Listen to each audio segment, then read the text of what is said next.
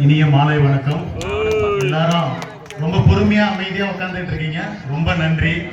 சீக்கிரமா எவ்வளவு சீக்கிரம் முடிக்க முடியுதோ அவ்வளவு சீக்கிரம் நாங்க முடிச்சிடுறோம். இந்த சிறப்பான தெருமுனை பிரச்சார கூட்டத்திற்கு வருகை தந்திருக்கும் அதிமுக கிளை செயலாளர் திரு முருகவேல் அவர்களே, பாமக கிளை செயலாளர் திரு டி பெருமாள் அவர்களே, பாஜக மாவட்ட தலைவர் வர்த்தக பிரிவு திரு சர்க்குணம் அவர்களே, மதுர் முருகன் மாவட்ட செயலாளர் மற்றும் சட்டமன்ற கேந்திர பொறுப்பாளர் திரு மதுர் முருகன் அவர்களே, திரு ஜெயச்சந்திரன் அவர்களே மாவட்ட துணைத் தலைவர் உள்ளாட்சி மேம்பாட்டு பிரிவு, திரு முனியன் அவர்களே ஆன்மீக பிரிவு மாவட்ட துணைத் தலைவர், திரு ஏழுமலை மாவட்ட பொதுச் செயலாளர், திருமதி ரேவதி மகளிர் அணி ஒன்றிய தலைவர், திரு NT ராஜு ஒன்றிய தலைவர் உள்ளாட்சி மேம்பாட்டு பிரிவு, திரு கிருஷ்ணமூர்த்தி கிளை தலைவர் பாஜக சிறுதாமூர், திரு சேகர் எம் ஒன்றிய செயலாளர் மற்றும் சக்தி கேந்திர பொறுப்பாளர் பாஜக, திரு சவுந்தரராஜன் சக்தி கேந்திர பொறுப்பாளர் பாஜக, திரு முருகவேல் அவர்கள் திரு முருகதாஸ் அவர்கள் அனந்தமங்கலம் கிளை தலைவர் பாஜக. வந்திருக்கும் அனைத்து நிலை மாவட்ட ஒன்றிய நிர்வாகிகள் அனைவரையும் பாஜக தேசிய ஜனநாயக கூட்டணியின் சார்பில் அனைவரையும் வருக வருக என அன்போடு வரவேற்கிறோம். இன்றைய தினம் இந்த பிரச்சார கூட்டத்தின் முக்கியமான நோக்கம் உங்கள் அனைவருக்கும் தெரியும். கடந்த 4.5 ஆண்டு காலமாக திமுக ஆட்சியில் என்னென்ன கஷ்டங்களை எல்லாம் நீங்கள் பட்டிருக்கிறீர்கள், அவர்கள் என்னென்னவெல்லாம் செய்தேன் என்று சொல்லிக் கொண்டிருக்கிறார்கள். இதை அனைத்தையும் நீங்கள் ஒரு நிமிஷம் உணர்ந்து பார்க்க வேண்டும். முதலில் அவர்கள் ஏரி வேலை திட்டத்தை எடுத்துக்கொள்ளுங்கள். 100 நாள் திட்டம் என்ன சொன்னாங்கன்னா, கொஞ்ச நாளைக்கு முன்னாடி இந்த திட்டத்தையே நிறுத்திடுவாங்க, உங்க யாருக்கும் ஏரி வேலையே கிடைக்காதுன்னாங்க. அது எவ்வளவு ஒரு வடிகட்டின போய். இன்னைக்கு நீங்க எல்லாரும் ஏரி வேலைக்கு போயிட்டு இருக்கீங்கல்ல, உங்களுக்கு யாருன்னா ஏரி வேலை கொடுக்கலன்னு சொன்னாங்களா? என்ன ஒரு வாரம் 2 வாரம் லேட் ஆகும், அவ்வளவுதான். ஆனா உங்க எல்லாருக்கும் ஏரி வேலை வந்துடும். ஏரி வேலை மத்திய அரசாங்கம் நேரடியா அமல்படுத்துற திட்டம். இப்போ அதை அந்த திட்டத்தை பேரை மட்டும் GVB ராம்ஜின்னு பேரை மாத்திருக்காங்க. பேர் மட்டும்தான் மாத்திக்கிறாங்க, திட்டத்தை அப்படியே தான் மத்திய அரசாங்கம் செயல்படுத்துறாங்க. அதனால ஏரி வேலை திட்டத்தை யாராலையும் நிறுத்த முடியாது. அதை தொடர்ந்து எந்த அரசாங்கம் வந்தாலும் நடத்திக்கிட்டே தான் இருப்பாங்க. இன்னைக்கு வரைக்கும் பாத்தீங்கன்னா 12 ஆண்டு காலமா ஐயா திரு நரேந்திர மோடி அவர்கள் ஆட்சி பண்ணிட்டு இருக்காரு. இந்த 12 வருஷத்துல ஒரு நாளாவது ஏரி வேலை திட்டத்தை நிறுத்தினாங்களா? நிறுத்தல. திரும்ப திரும்ப ஒரே பொய், திரும்ப திரும்ப மக்களை பயமுறுத்துறது தான் திமுக காங்கிரஸுக்கு வேலை. அதனால ஏரி வேலை திட்டம் நின்றோன்றத பொய்ய ஒதுக்கி தள்ளுங்க. ரெண்டாவது, உங்களுக்கு எல்லாம் 1000 ரூபாய் காசு கொடுக்கிறாரு ஐயா ஸ்டாலின். நான் என்ன சொல்றேன், தமிழ்நாட்டுல பாத்தீங்கன்னா மொத்தம் 2,27,00,000 ரேஷன் கார்டு இருக்கு. இப்போ 1,31,00,000 ரேஷன் கார்டுக்கு தான் 1000 ரூபாய் காசு கொடுக்குறாங்க. இப்போ 5000 ரூபாய் அந்த மாதம் போட்டிருக்காங்க. மீதி 94 லட்சம் குடும்பம், அதாவது 1 கோடி குடும்பத்துக்கு இந்த 1000 ரூபாய் காசு போல. அப்ப நீங்களே பாருங்க, இருக்கிற 3 பேர்ல 2 பேர் கொடுக்குறீங்க, ஒருத்தவங்களுக்கு கொடுக்கல. அப்ப என்ன அவங்களாம் அவ்வளவு வசதியானவங்களா? இன்னும் அவங்க வசதியா இருக்காங்க.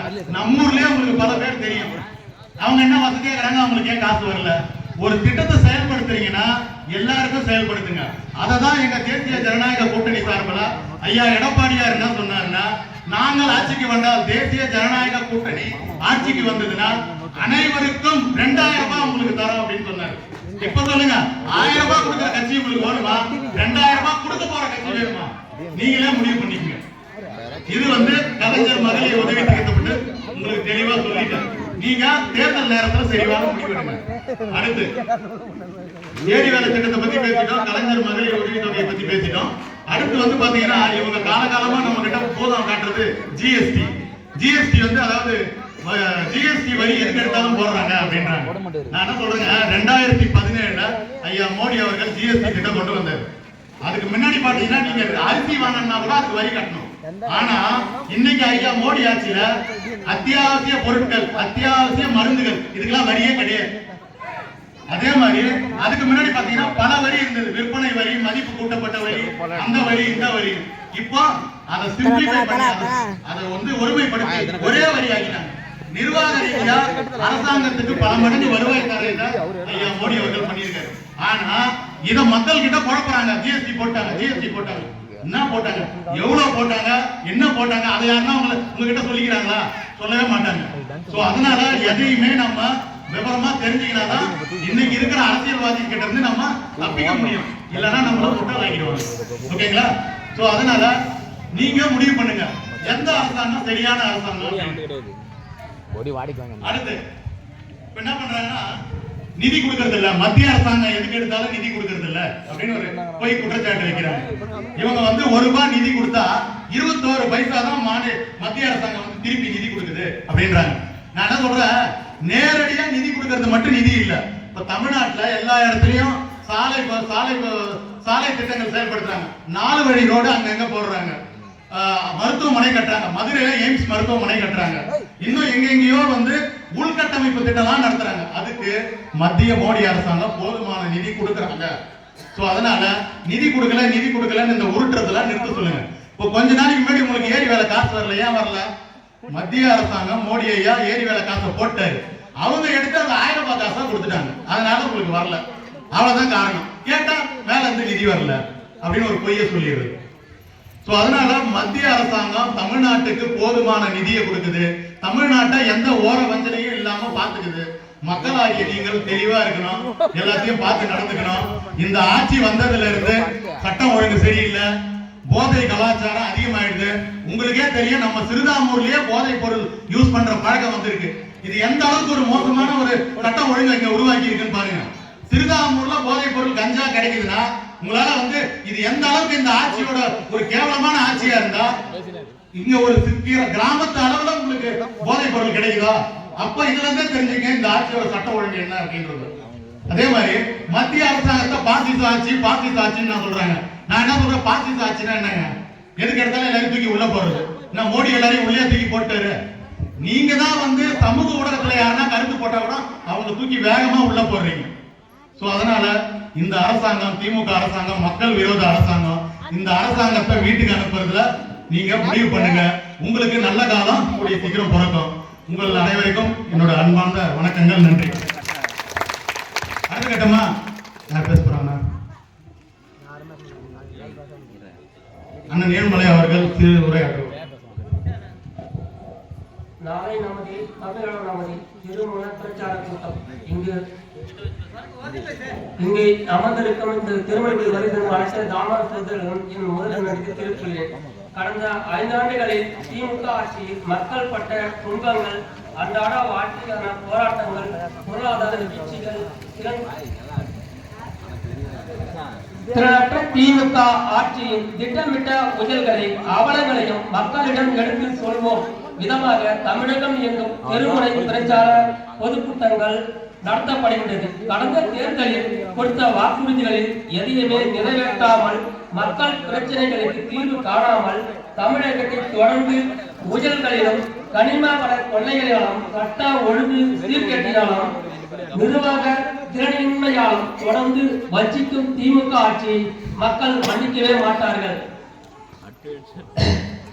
மகளிர் மேம்பாட்டுக்கான பிஜேபி செய்தது அனைவருக்கும் வீடு திட்டம், மகளிர் நலன் கருதி கழிப்பறை, இலவசம் கேஸ், அனைத்து வீடுகளுக்கும் மின் வசதி, வீட்டுக்கு வீடு குடிநீர்.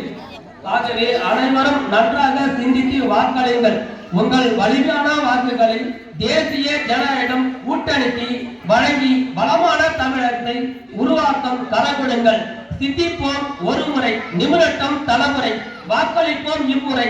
ஜனநாயகம் கூட்டணிக்கு நாடகம் ஆட்சியை நடைய கட்டுவோம். தமிழக மாநகராட்சி தேசிய கூட்டணி தமிழகத்தில் மலரட்டம்.